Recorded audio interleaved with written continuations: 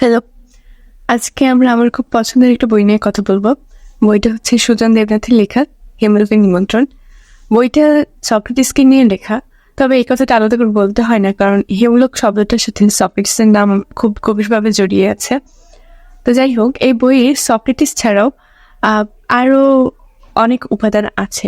তা আমার মনে হয় বইটা আপনাদের অনেকেরই ভালো লাগবে। এখন বইটা কার কার ভালো লাগতে পারে তার যদি আমি একটু সিকোয়েন্স করে বলি, তবে প্রথমত যারা সক্রেটিসকে নিয়ে জানতে আগ্রহী এবং পাশাপাশি যাদের বায়োগ্রাফি পড়তে তেমন একটা ভালো লাগে না। বায়োগ্রাফি পড়তে ভালো লাগে না এই কথাটা কেন বললাম, আমার নিজেরও বায়োগ্রাফি পড়তে খুব একটা ভালো লাগে না। মানে কাট করতে যেগুলো একদম স্ট্রিক্ট বায়োগ্রাফি, সেগুলো আর কি আমি আগ্রহটা ধরে রাখতে পারি না। এখন এই হেমলোকের নিমন্ত্রণ লেখক এত সুন্দর করে লিখেছেন, মনে হচ্ছে আপনাকে একটা একটা করে গল্প বলা হচ্ছে। লেখকের লেখাও বেশ প্রাণবদ্ধ এবং লেখক বইটি লিখেছেন খুব প্রাণবন্ত ভাবে। আর যেটা বলছিলাম যে বইটা সক্রেটিসকে জানতে আগ্রহী যদি হন, তবে বইটা আপনার বেশ ভালো লাগবে।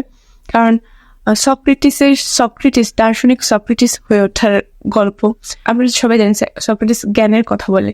সেই জ্ঞানের কথা কিভাবে বলতো, কাদের বলতো, কারা তার সঙ্গী ছিলেন, এই সবই লেখক এখানে তুলে ধরেছেন খুব সুন্দর করে। সক্রেটিসের কোনো কিছু জানার, নতুন বিষয় জানার একটা সুন্দর পদ্ধতি ছিল। সেই পদ্ধতিকে বলা হয় সক্রেটিক মেথড। আর সেই পদ্ধতিটা হচ্ছে প্রশ্ন খেলা।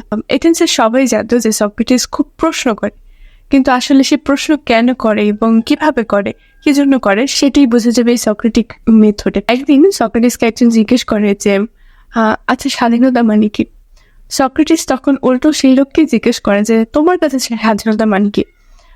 সক্রেটিসের এরকম একটা নিয়ম ছিল যে সে প্রশ্ন করতো বা আশেপাশের মানুষজন থেকে প্রশ্নের উত্তরটা বের করে নিয়ে আসতো, একটা জ্ঞান তৈরি করতো।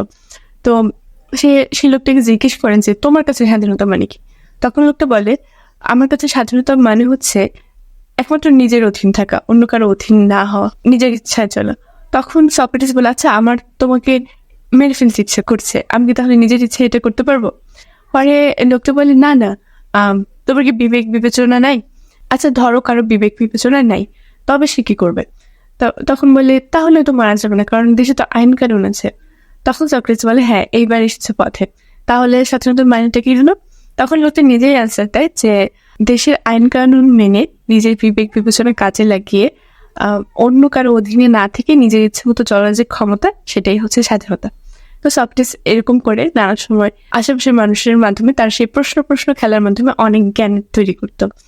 এরপর আরেকটা ঘটনা, একবার এথেন্সে সৌন্দর্যের প্রতিযোগিতা হচ্ছিল, সেটা পুরুষদের। তো যে সবচেয়ে সুন্দর হবে স্ট্যান্ডার্ড অনুযায়ী তাকে হচ্ছে মিস্টার অ্যাথেন্স ঘোষণা করা হবে।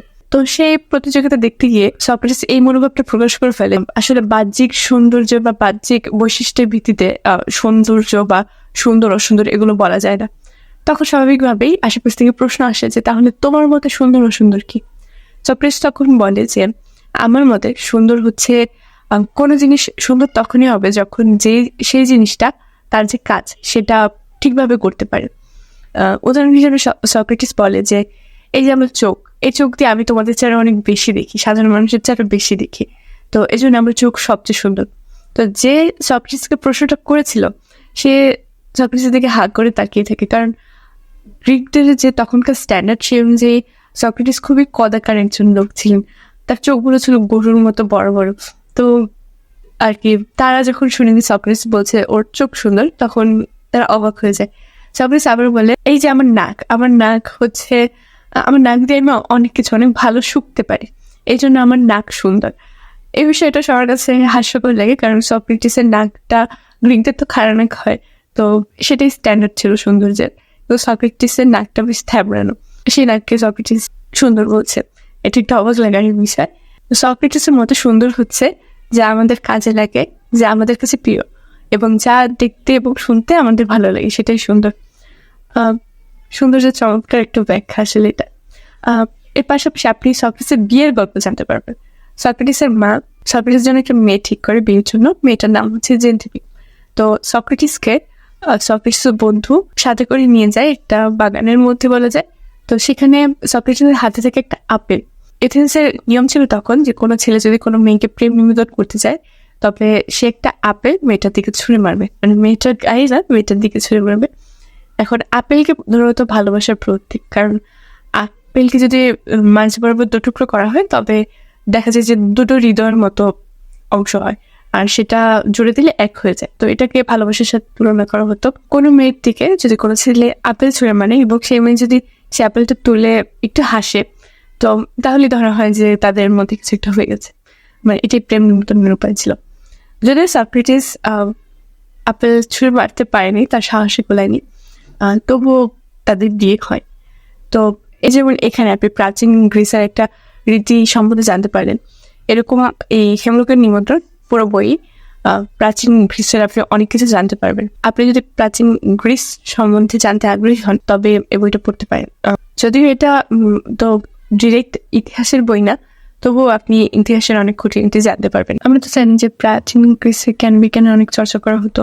সেখানে কিভাবে গণতন্ত্রের সূচনা হয়, তারপর বিজ্ঞান নির্ভর যে চিকিৎসা পদ্ধতি সেটার সূচনা হয়, নাটক ট্রাজেডির কিভাবে সূচনা হয়, কমেডির কিভাবে সূচনা হয়, এই সবই আছে। আমরা সবাই তো প্লেটোর নাম শুনেছি কম বেশি না।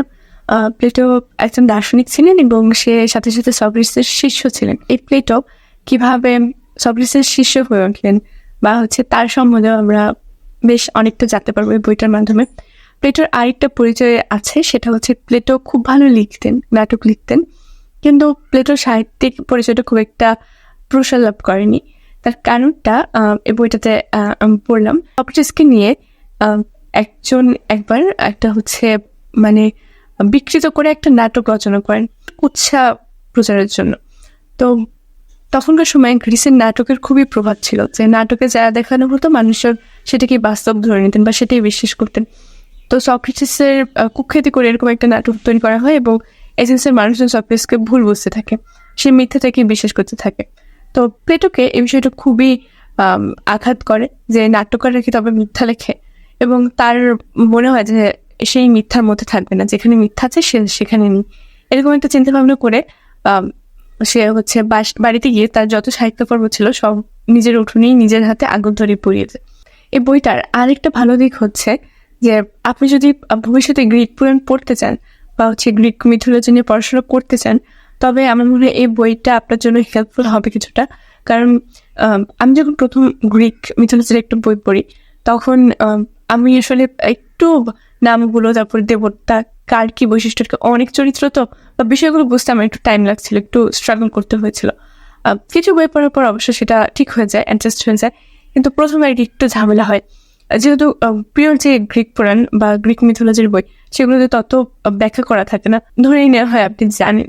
কিন্তু এই বইটাতে লেখক আপনি বিগিনার এরকম ধরেই আপনাকে সব চরিত্রের বা দেবতার মোটামুটি বৈশিষ্ট্য ব্যাখ্যা আর কি এগুলো আপনাকে বিবরণ জানাচ্ছেন, সেটা বিগিনার ফ্রেন্ডলি ভাষাতে। তো এই জন্য ভবিষ্যতে যদি গ্রিক মিথোলজি পড়তে যাই বা কেউ পড়তে যায়, তার কাছে আর কি বিষয়টা আরো ইজি মনে হবে। বইটা আমার কাছে বেশ ভালো লেগেছে। আর আপনার যদি কেউ পড়তে চান, এই যাতে কথা বললাম এইসবের ভিত্তিতে যদি কেউ পড়তে চান, তবে আমার পক্ষ থেকে হাইলি রেকমেন্ডেড। আর যদি অলরেডি কেউ পড়ে থাকেন তো কেমন লেগেছে জানাতে পারেন। এই তো, ভালো থাকবেন, আবার দেখা হবে, বেশি বেশি বই পড়বেন।